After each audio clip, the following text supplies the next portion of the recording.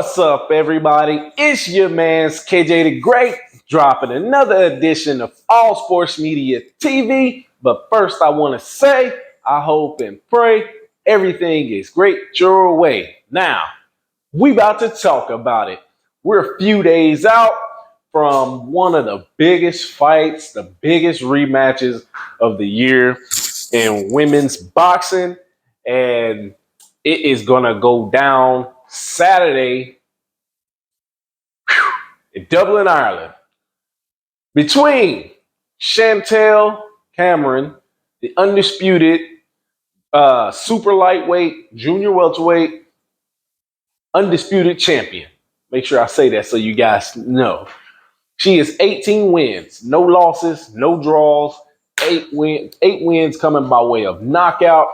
She'll be taking on Katie Taylor, highly decorated fighter.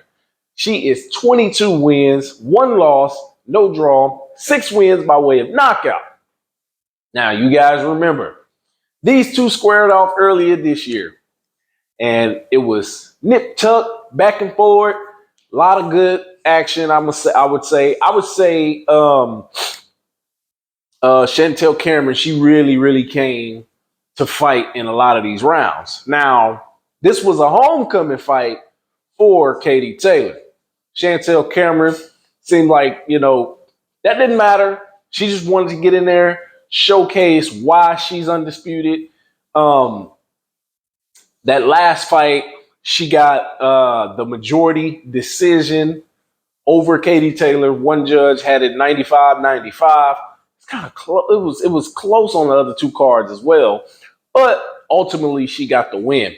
Before that, if you guys remember, she defended those titles and picked up some more titles against Jessica McCaskill when she came up to this weight and challenged for those titles. Now,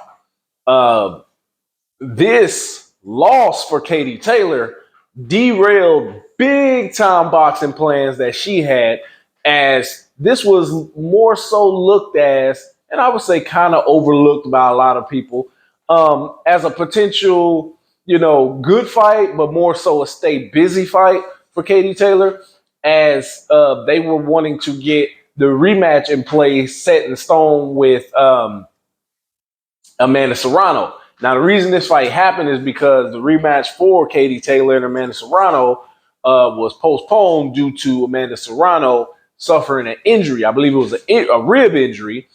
And since then, Katie Taylor went on and lost. Amanda Serrano came back, picked up a couple W's.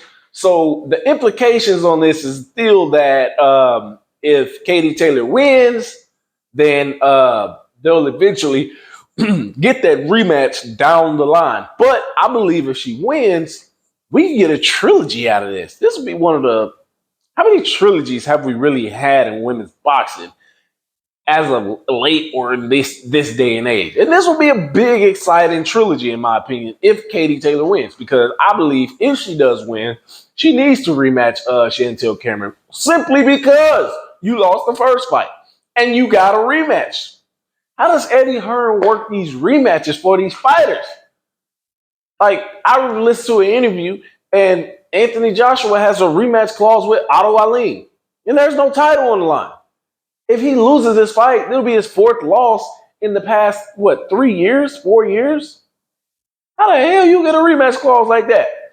Katie Taylor, I can understand, because she's undisputed, and she was challenging for another undisputed, person's title. So I can kind of understand, but all in all, Katie Taylor, outside of this matchup, she had another matchup in 2022 where she got a unanimous decision over Karen Carabajal, dominating win for her in that fight, and it led to this fight. Ultimately, this fight will take place in the same arena, the 3 Arena, November 25th. It's going down. Women's boxing is still on the roll. And don't forget to tune in, because I will be doing a live stream over this.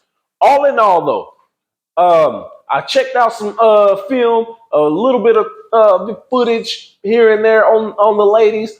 Both of them have I would say, new type game plans for this one. As it was said that Katie Taylor's going to come out and be more active early on in the rounds. Pushing that pace a lot more to score more. And Chantelle Cameron has also stated that while she's going to try to keep that same type of pace, but pick it up a little bit more and when to sit in the pocket and exchange and potentially go for the knockout at some points. Now, I want you guys to understand something. Somebody said that if Katie Taylor loses this fight, it's over. This is a wrap. Her career is over. I don't believe that. Look at Amanda Serrano. She has 2 losses, and her career is probably at the peak of where it's ever been. Even though she lost to Katie Taylor, and she lost a long time before that. 2 losses don't hurt nothing. You can still come back from these losses. So I believe if she loses this fight, she's still the undisputed lightweight champion. So there's still fights for her that can be made. And will it kind of bring the stock down a lot? Yeah, you can say that. But a loss and you reel off a few good wins, your stock can go right back up. So you never know. Ultimately, I think this is going to be a really, really good fight. I do think if Katie Taylor does what she says she's going to do, high output, a lot of pace, and if she can keep that and continuously keep that and be effective, she'll get the win. But I'm going to call it a split decision win this go round. I picked her to win the last time by a wide margin, and it just didn't pan out that way. This is boxing, and that stuff happens. So I'm going to stick with Katie Taylor in this one. I like Chantelle Cameron. She's growing on me, man. I've been watching a lot of her fights lately. But we got to wait and see. So I'm going to pick Katie Taylor, split decision win, and she picks up the undisputed super lightweight titles, eventually probably vacating those titles and moving back down to lightweight and getting a bunch of good fights in after that. So with that being said, y'all know the deal. Hit that like button. Drop the comments in the comment section. Let me know what you guys think. Follow me on Instagram at All Sports Media TV. Follow me on my other Instagram at KJ-the-Great09. Thank you guys for tuning in. And we are now over 500 subscribers.